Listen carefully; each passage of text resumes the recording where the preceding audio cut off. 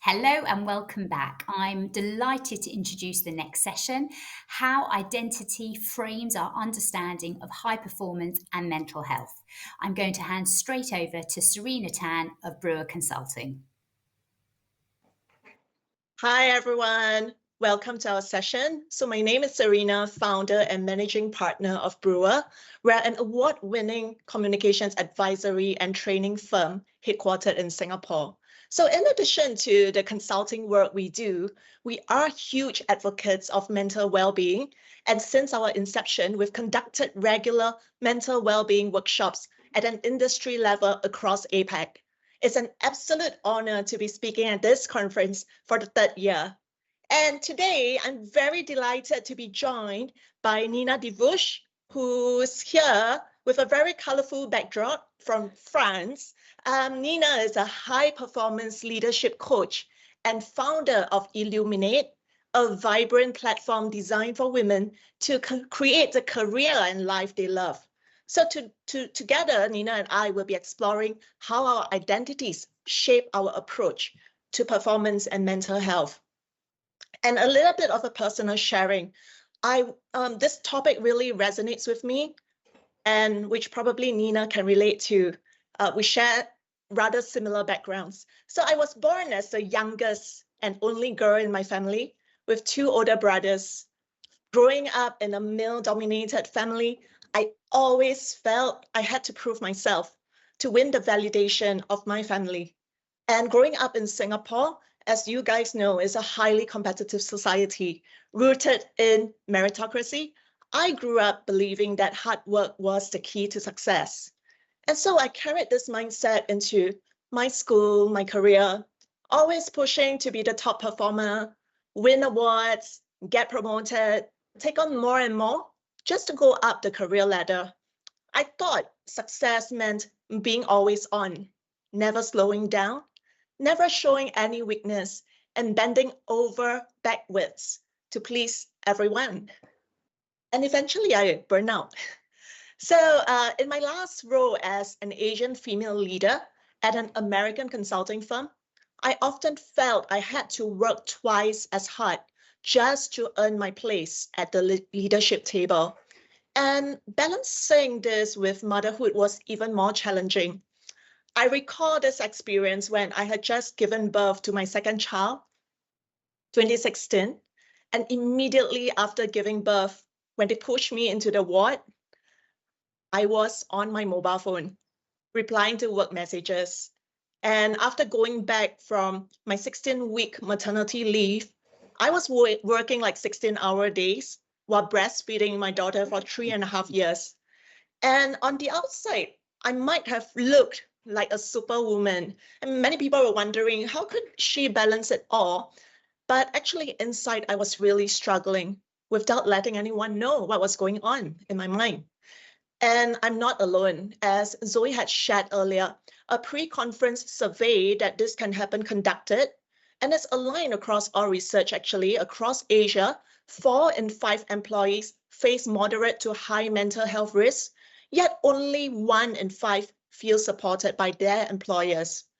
And the pressure to perform in this part of the world often leads to a variety of mental health and health issues, from burnout, chronic stress, anxiety, and even hypertension.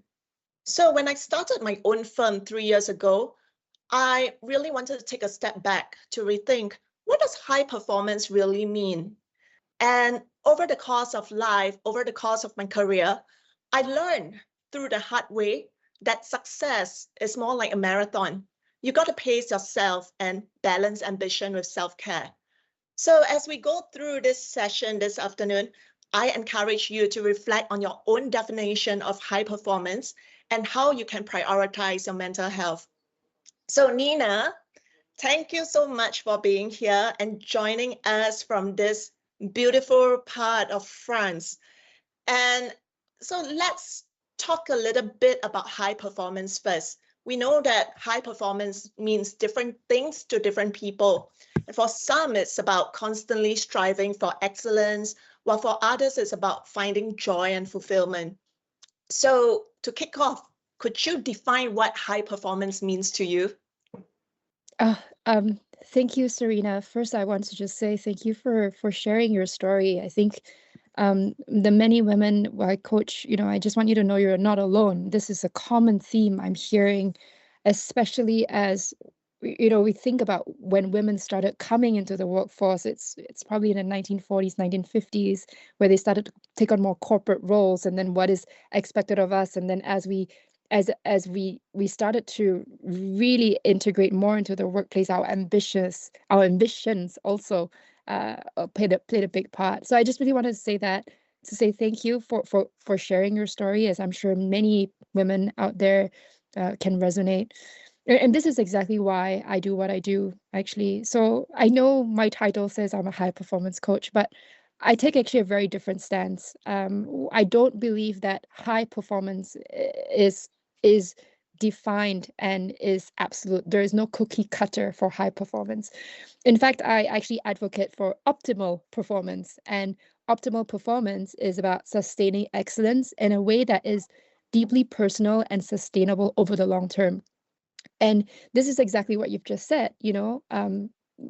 How do we think about what success, what high performance means to each one of us? There is no one size fits all formula. Each person's path is different, and my role is to help my clients get very clear on their values, understand their purpose, and set boundaries that support their overall health and well-being, and at the same time achieve their goals, and hence creating the career and life that they love.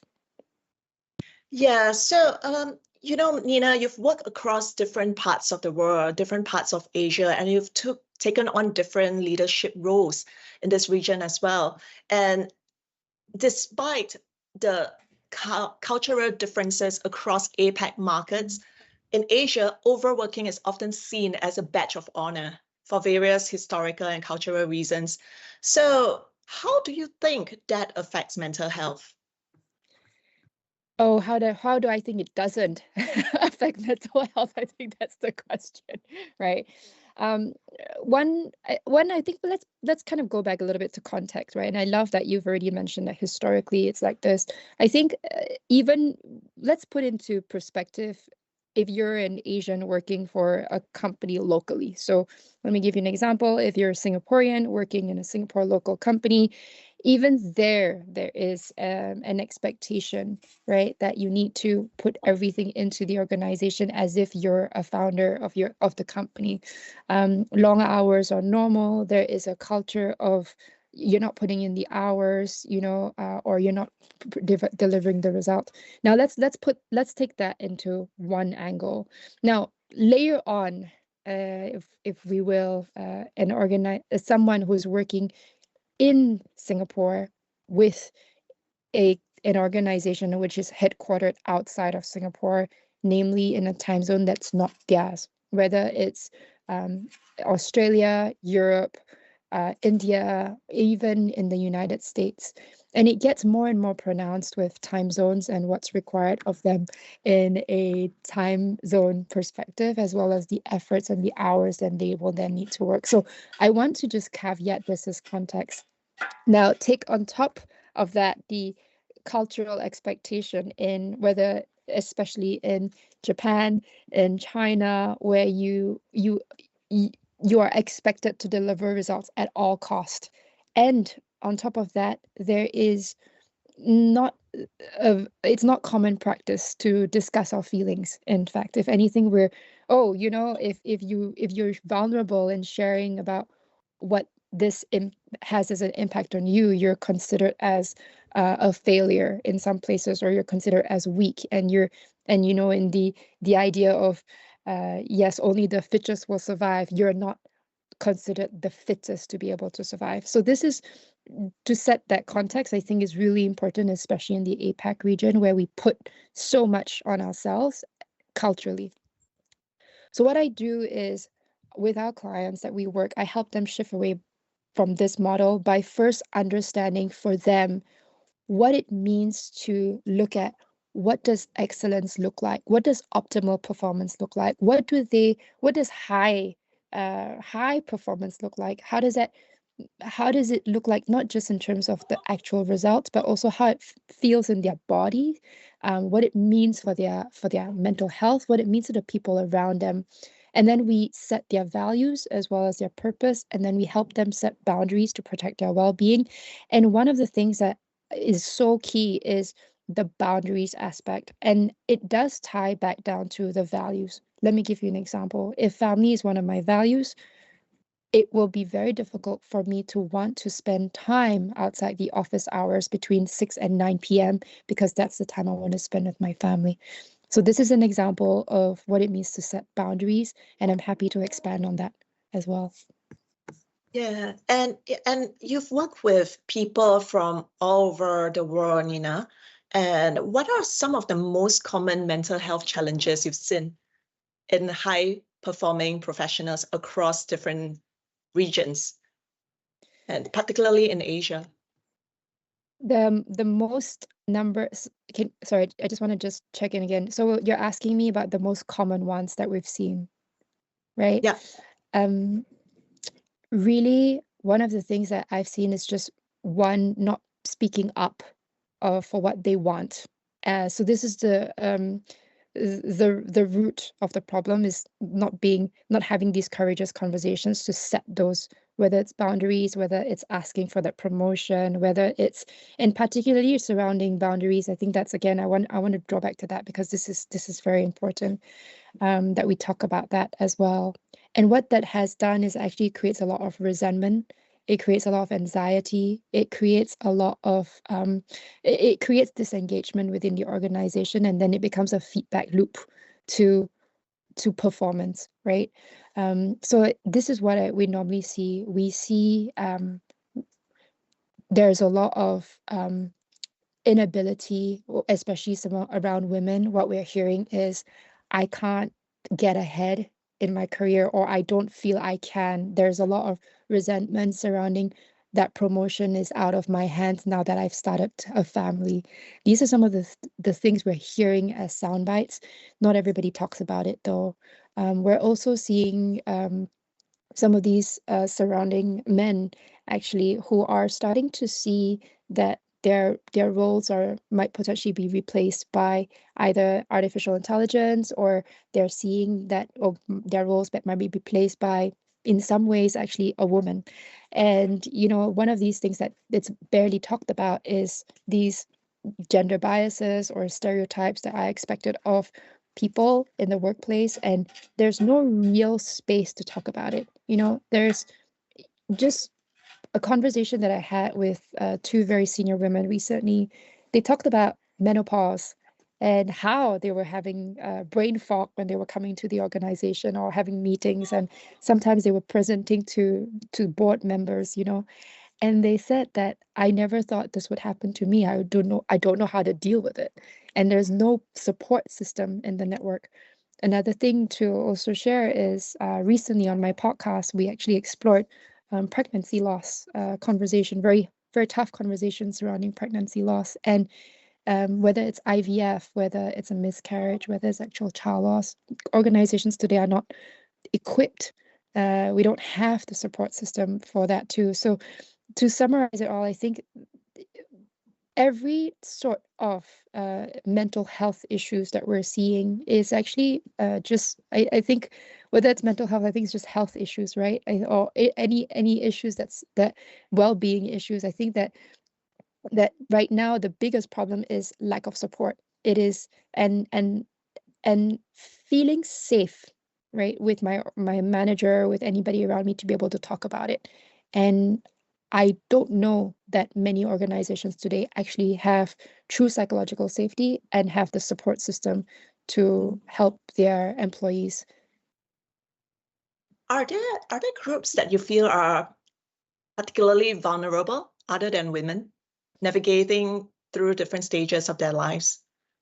Yeah, actually, what I'm hearing is the ones that are currently reaching around the age of 50.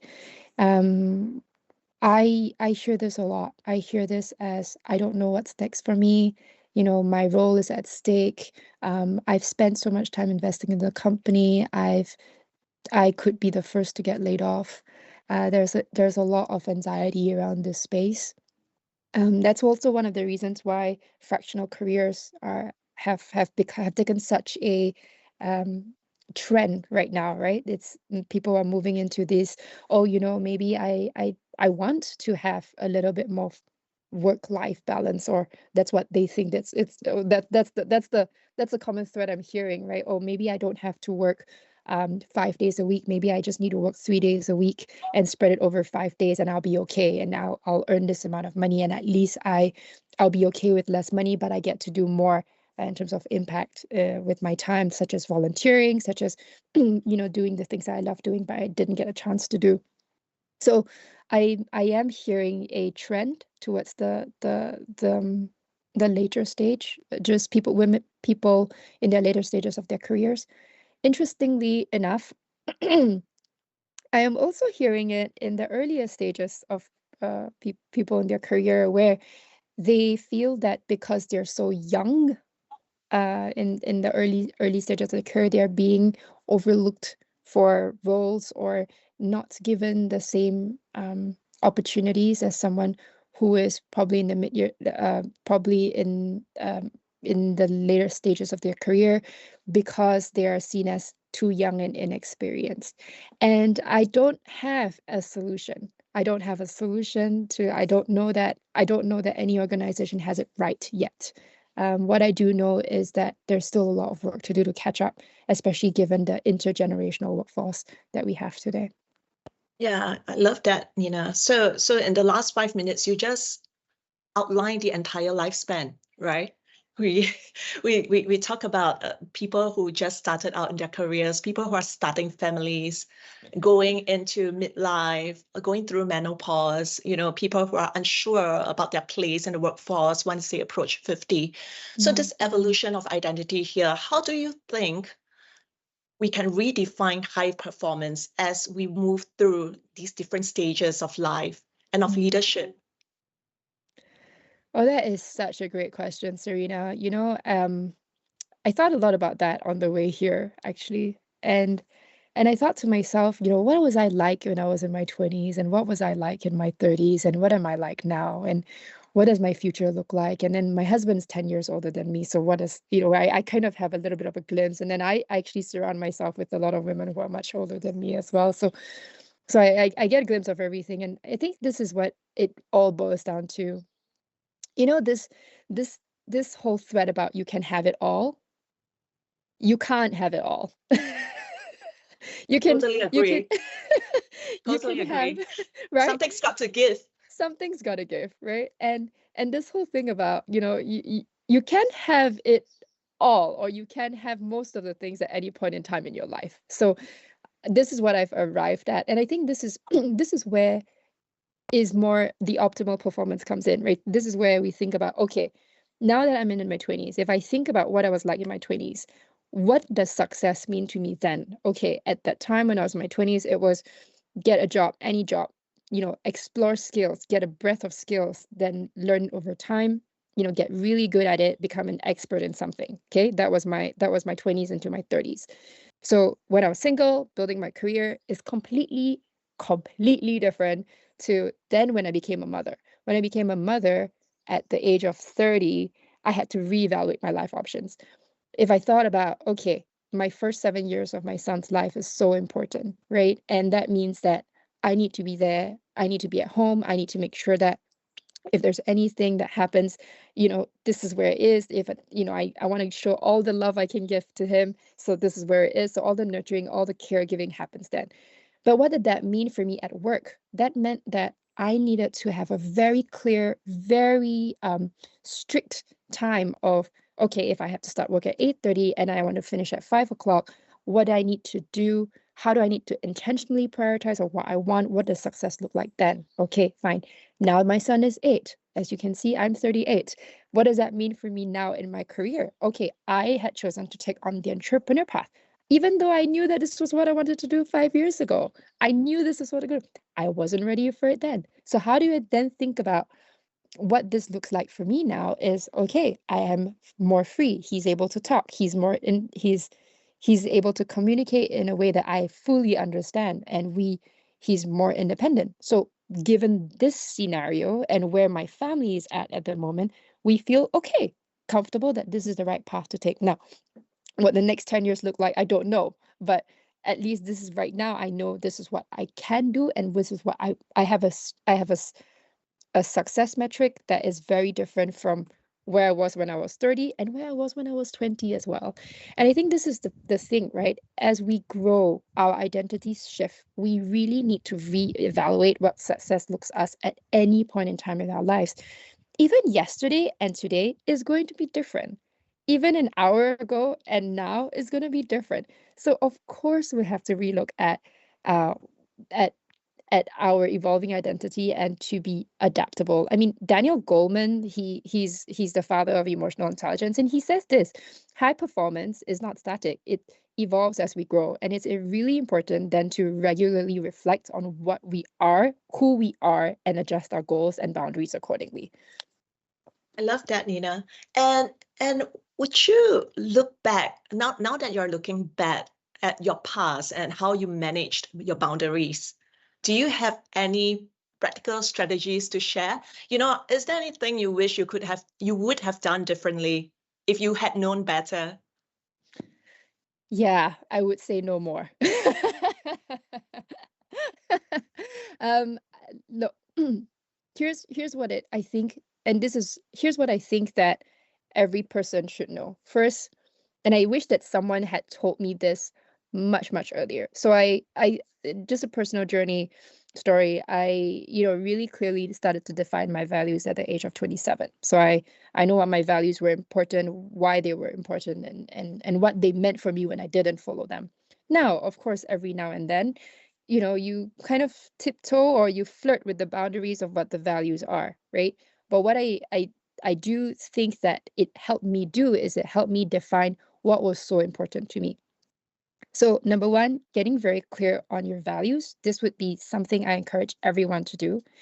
And number two, flirt with those boundaries of what those values means, because you could be wanting to have, let's say, again, back to this example, if family is one of your values, then you need to flirt with that boundary of what does that really mean at which point in time in your life. So, example, when my son was below the age of 7, I would not take I would leave office at 5 o'clock, right? Um, now that my son is 8, I could actually take the call. I could actually have my last call up till 6 p.m. So that's what I mean by that time is non-negotiable. But sorry, the boundaries are my values are non-negotiable, but my boundaries can be negotiated slightly depending on where I am in life. And the last thing is know your why. Understand why you're doing something and what is it really for. If you're aiming for a promotion in 6 months and you want to really charge it towards the next 6 months to land your promotion, then okay, recognize that this is what it is and this is why you're doing it. But don't chase the next big shiny thing. And I think that's really important too. And don't say yes to everything. And understand if you're saying yes to something, what are you really saying no to? And I think this is the message I want to learn, if I can. Great. Thank you, Nina. So we've covered a lot, and thank you for sharing so much of your insights. Now I would like to hear from the audience. Please share your questions.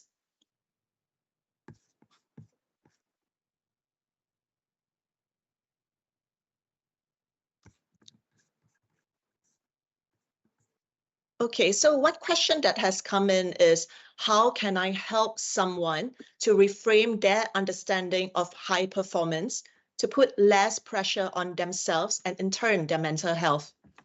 Oh, that's such a great question. I would actually ask them, what does it mean to be a high performer? And what is their definition of success? That would be the first question I'll ask them. And from there, once they've described it all to you, I'll ask them, why is that so important? And what will it bring them when they do that? And then I would also ask them the question around, what would it mean? What would they absolutely need to do in order to achieve their goals? And what would they have to drop? And that's when the negotiation starts between you and them, or them and themselves. I think these are the 4 questions that you can ask them so that they have a clearer picture of what their goal is, what the reality is, what really their options are, and how they want to achieve it. Okay, and thank you so much. Next question. Do you have any advice on what strategies can businesses use to make sure that well-being support offered in terms of stress is sensitive and tailored to the needs of employees, reflective of their identity? Oh my God, this is a big one.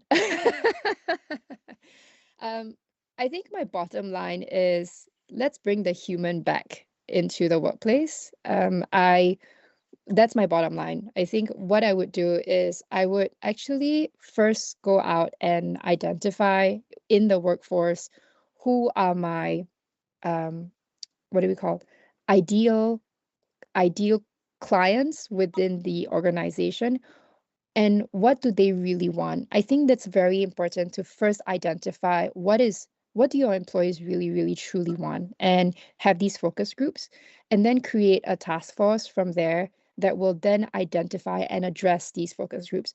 The biggest issues I've seen is that, and I've worked for many companies now, and I've seen this, policies are created out of a silo without actually testing them, without actually understanding if employees truly want them. Employees don't want a pool table. They don't want free lunches. They want to be seen, heard, respected, understood. They want to be valued in a way that you might not actually know. Let me give you an example. I was with a client yesterday, and he told me that there is a disparity between some of his employees which have 16 days of vacation and some of his employees which have 30 days of vacation. And what they realized was that was actually driving the rift between the two camps, the two groups of people. And what they then did was ask them, what do you really want? And they said, we want to have the same as them. And that actually helped to bring up the one, parity within an organization, and also two, well-being.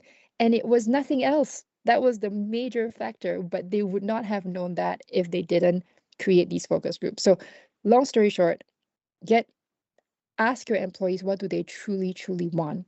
Get them into small focus groups, create a task force that will help to address those, and test it out. Great. Thank you, Nina. Well, it's almost time for a wrap up, but just wanted you to take one last question from me. Do you feel enough is being done at workplaces to support the needs of people who are high achievers and high performers? Because these No. people are likely to be harder on themselves, right? Yes. Well, I think more in general. My short answer is no. I think I don't see enough work done at any level, whether you're a high performer, whether you are struggling to keep up, whether you're in the middle. In fact, if anything, just as my observations, when someone has a high performer on their team, usually they tend to leave them alone. And then, they then work on the ones who are the super low performers in the team and try to bring them up. I think that in every stage of anyone's life and every stage of performance, there needs to be strategies that address each and every one of them and help them with their mental well-being. Great sharing, Nina. Thank you so much for sharing your insights today. So today you've given us a lot to think about when it comes to balancing performance and mental well-being. And thank you to everyone who joined us. So as we wrap up, I encourage all of you to reflect on how you define high performance for yourself and whether or not you would do something differently. So take at least one step today to prioritize your mental well-being. And thank you again for joining, and enjoy the rest of your conference. Bye. Thank you. Bye.